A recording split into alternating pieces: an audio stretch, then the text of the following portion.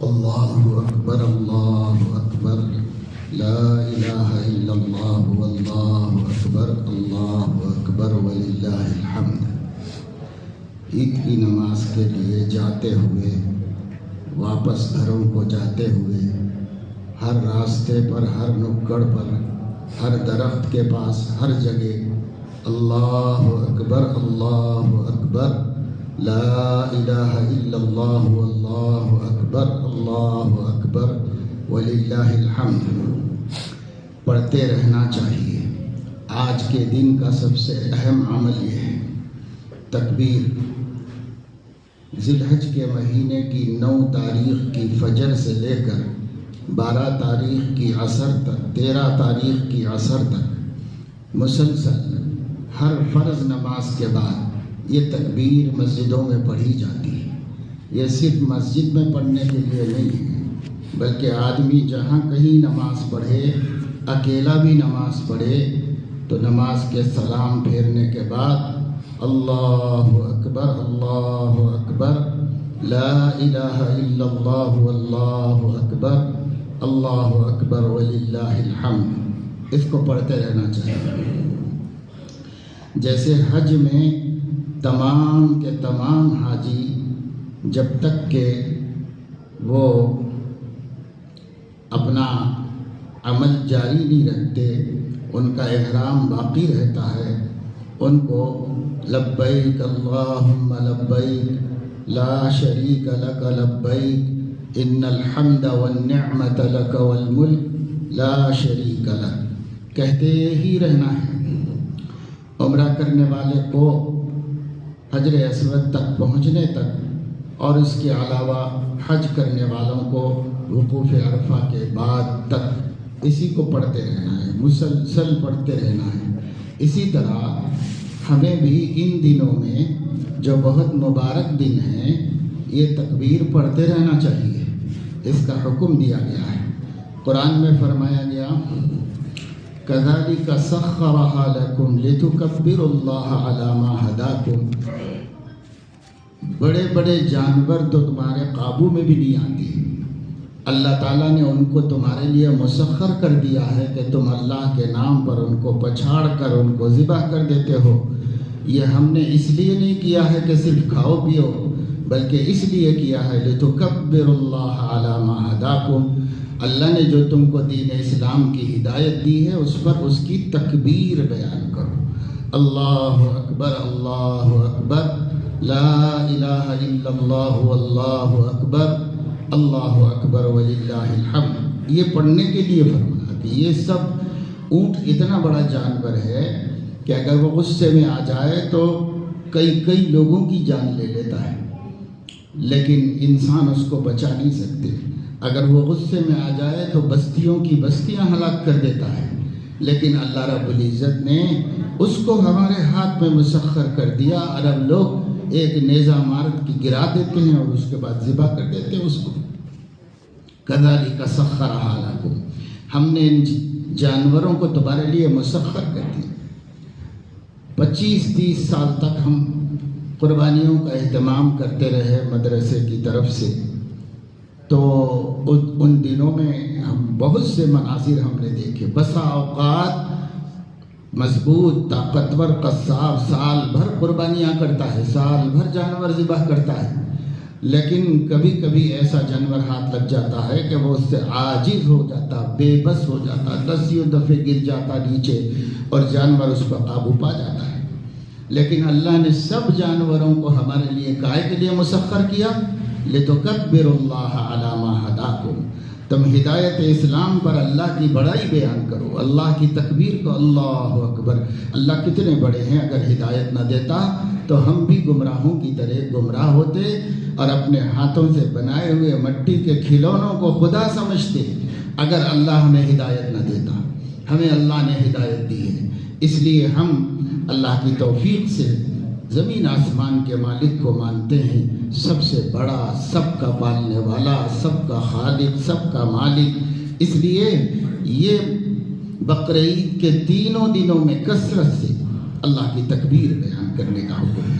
ہم لوگ بھول جاتے ہیں، بہت سے لوگ گنگوں کی طرح مسجد آتے ہیں، गूंगों की तरह नमाज पढ़ के चले जाते हैं, ज़बान खुलती ही नहीं, सबसे बातें करते हैं, कैसे भाई खैरियत, ईद मुबारक, ये वो सब बोलते हैं, लेकिन अल्लाह अकबर ला इलाहा इल्लल्लाह अल्लाह अकबर वलिल्लाहिल हम्द, ये बोलने हाथ नहीं होता। तो ये हम लोग अपनी आदतों को बदलें। जो अल्लाह चाहते थे, जो अल्लाह के नबी चाहते, वही हमको करना चाहिए। हम ज़बान मुँह में काहे के वास्ते है? अल्लाह की बड़ाई बयान करने ही के वास्ते है। अगर वो काम के वास्ते नहीं है तो फिर ज़बान ना होना नहीं होना दो बराबर है। इसलिए कसरत से अल्लाह की बड़ाई बयान करें। जब नमाज पढ़ के आप लोग जाएं, खामोश न जाएं, रास्ते तमाम जाएं। हदीस में आता है कि जिस दरख्त के पास, जिस पत्थर के पास, जिस ज़र्रे के पास आप अल्लाह की बड़ाई बयान करेंगे, कल क़यामत में वो गवाही देगा। इसीलिए बाद रिवायतों में आया है कि ईद की नमाज के लिए एक रास्ते से जाओ, दूसरे रास्ते से वापस आओ। क्यों? ताकि हर रास्ते में अल्लाह की बड़ाई बयान हो, हर तरफ अल्लाह की बड़ाई बयान हो। पूरे नारायण खेड़ में गुन गाओ अल्लाह की बड़ाई का, हर तरफ अल्लाह की बड़ाई का जिक्र कर दो। तो क्यों? अल्लाह ताला चाहते हैं कि बंदे ऐसा करें। उन्होंने हमको ईद दी, न देते तो भी हम कुछ भी नहीं कर सकते थे। हुजूर अकरम सल्लल्लाहु अलैहि वसल्लम हिजरत करके मदीने मुनव्वरा तशरीफ़ लाए तो आप अलैहिस्सलातु वस्सलाम ने देखा कि यहाँ लोग 2 दिन ईद करते हैं, त्यौहार मनाते हैं। जैसे हमारे बहुत से गैर मुस्लिम बिरादरान वतन मुख्तलिफ़ किस्म के त्यौहार मनाते हैं, खाते हैं, पीते हैं, कपड़े वपड़े अच्छे पहनते हैं, बस खेल कूद करते हैं। मदीने में भी होता था, 2 दिन करते थे लोग। तो हुजूर अलैहिस्सलातु वस्सलाम ने उनसे पूछा कि मा हाज़ानिल यौमान, ये 2 दिन क्या है जो आप लोग खेल कूद करते हो, ये सब करते हो, ये क्या दिन है 2? तो उन्होंने कहा कि हम लोग बाप दादाओं से ये 2 दिन त्यौहार मनाते हुए आए हैं, ईद करते हुए आए हैं। तो हुजूर अलैहिस्सलातु वस्सलाम ने फरमाया क़द अब्दलकुमुल्लाहु बिहिमा खैरम मिनहुमा, अल्लाह रब्बुल इज़्ज़त ने तुम लोगों को 2 दिन ईद के बाकी रखे हैं, मगर इससे भी बेहतर 2 दिन दिए हैं, यौमुल फित्र व यौमुल अज़हा। एक 30 दिन अल्लाह के लिए रोज़े रखने के बाद 1 दिन ईद का खुशी का मना लो, और एक सैयदना इब्राहीम अलैहिस्सलाम की यादगार के तौर पर बकर ईद में 1 दिन मना लो। इसको यौमुल अज़हा कहते हैं और रमज़ान की ईद को यौमुल फित्र कहते हैं, यानी खाने का दिन। क्योंकि 30 दिन नहीं खा रहे थे दिनों में, अब खाओ, यौमुल फित्र है। और ये यौमुल अज़हा, अज़हा के माने कुर्बानी। सहाबा ने पूछा या रसूल अल्लाह मा हाज़िहिल अज़ाही, ये कुर्बानियाँ क्या हैं, इसकी तारीख़ क्या है, इसकी अहमियत क्या है? तो फरमाया सुन्नतु अबीकुम इब्राहीम अलैहिस्सलाम, ये तुम्हारे अब्बू इब्राहीम की सुन्नत है। चूँकि हमारे नबी हमारे रूहानी बाप हैं तो उनके दादा भी हमारे दादा हैं, इसलिए फरमाया ये तुम्हारे अब्बा इब्राहीम की सुन्नत है। सहाबा ने पूछा व मालना फ़ीहा या रसूल अल्लाह, इसमें हमारा फ़ायदा क्या है? हम तो अपने जानवर कुर्बान कर देंगे, हमें क्या मिलेगा? तो हुजूर अलैहिस्सलाम ने फरमाया बिकुल्लि शअरतिन हसनतुन, तुम्हारी कुर्बानी के जानवर के हर बाल के इवज़ 1 नेकी मिलेगी। सहाबा ने पूछा ऊन के बारे में क्या कहती है? क्योंकि बाल तो समझ में आते हैं, गिने जा सकते हैं, लेकिन ऊन जो होता है वो एक दूसरे में गट बारीक बारीक बाल होते हैं। तो ऊन के बारे में क्या कहते हैं आप? फरमाया बिकुल्लि शअरतिन मिनस्सूफ़ि हसना, एक ऊन के बाल के एवज़ भी अल्लाह एक नेकी मिलेगा। एक हदीस में हुजूर अलैहिस्सलाम ने फरमाया जो शख्स कुर्बानी कर सकता हो, इतने पैसे हों, गुंजाइश हो कि कुर्बानी कर सकता हो, फिर भी कुर्बानी ना करे, फला यक़रिबन्न मुसल्लाना, वो हमारी ईदगाह को भी मत आए। जब कुर्बानी नहीं करना है तो काय की ईद करना है उसको, इसलिए नहीं करने वालों को सख्त तंबीह फरमाई।